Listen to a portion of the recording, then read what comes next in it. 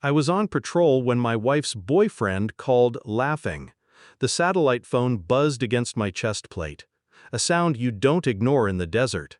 I ducked behind the Humvee, heat burning through my gloves, the smell of diesel and sweat sticking in my nose.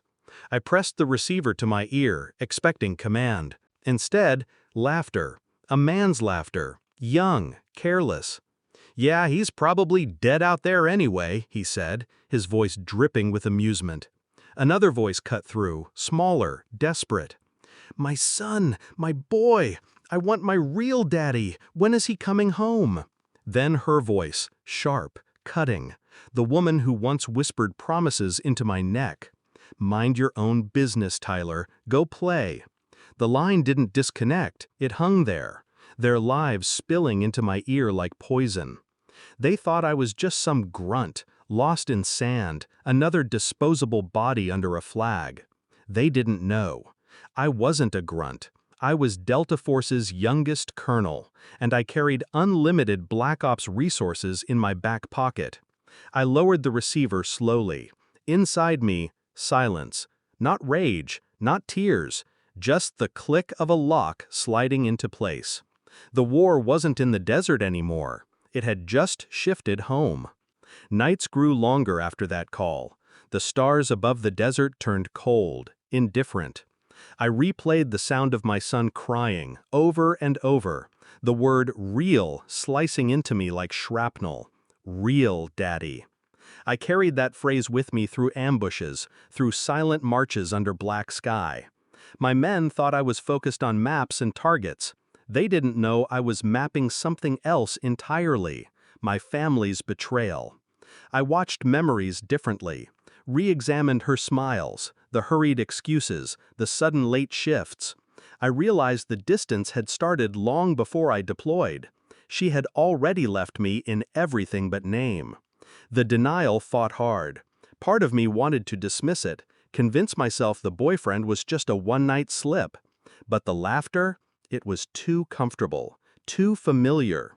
He'd been there long enough for my son to recognize him, long enough for him to mock me. I wasn't angry, not yet. Anger is loud, unfocused. What I felt was quiet, surgical. I decided something that night, crouched under desert stars with a rifle across my lap. I would return home not as the husband she thought she controlled, but as the ghost she underestimated. When I rotated back stateside, I didn't announce it. No surprise banners, no welcome party. I used a burner phone, a cover story, the kind of shadows I lived in overseas. First, I pulled her phone records. Easy. A man in my position didn't need warrants, just a name. His number appeared like cancer, eating through every day. Calls at midnight, calls at dawn, messages that stretched for hours. Next, DNA. I plucked a strand of my son's hair from his old toy chest in storage. Quiet lab, off the books. A friend owed me a favor. The waiting was the hardest part. Watching results upload on an encrypted line while I sat in a motel room, fingers tapping the edge of a Glock I never planned to fire.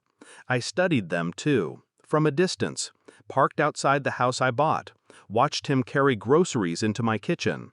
Watched her laugh in the driveway, her head tilting the way it once tilted for me. Every movement was cataloged, every smile dissected. Inside, I said nothing. Outside, I wore the mask of a soldier back on leave. Friends asked about her. I gave answers as flat as gunmetal. Nobody suspected the storm grinding beneath my skin. The email came at 0300, 3 words in the subject line. Test results in. I didn't breathe as I opened it. Probability of paternity, 0. The world didn't spin. It froze, a sniper's perfect stillness. My son, my boy, was never mine. I closed the laptop with surgical precision, sat there in the dark until sunrise split the blinds. That evening, I walked through the door of the home she thought was hers. She froze, shock cracking across her face. He sat on the couch, TV remote in hand, like he belonged there. I didn't yell, didn't wave papers in the air. I placed the folder neatly on the coffee table. "Read it," I said, voice even. Her hands trembled as she unfolded the document. His eyes widened, darting between us, panic already blooming. She whispered my name once, then again, as if repeating it might undo the truth printed in cold ink. I just sat back, watching, silent. She crumbled. Tears, pleas, theatrical in their desperation. He stood rigid, guilty silence choking him. I leaned forward, elbows on knees. "You built a life on my absence, on my silence. Now you'll live with my presence." No shouting, no violence, just clarity, sharper than any blade. I reached into the folder again, sliding across the second sheet. Property transfer forms. Notarized. Quietly filed months ago under my authority. The house was gone. The accounts emptied. Every resource she leaned on shifted to me. Her mouth opened, but no sound came. His face drained pale. "You thought I was just a soldier, disposable, forgettable, but I was always listening." I stood, walked to the door.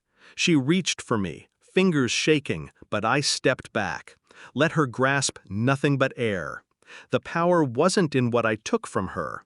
It was in what I left behind. Truth that would rot everything she tried to rebuild. I didn't look back when I left. The night air was cool, silent, unbroken.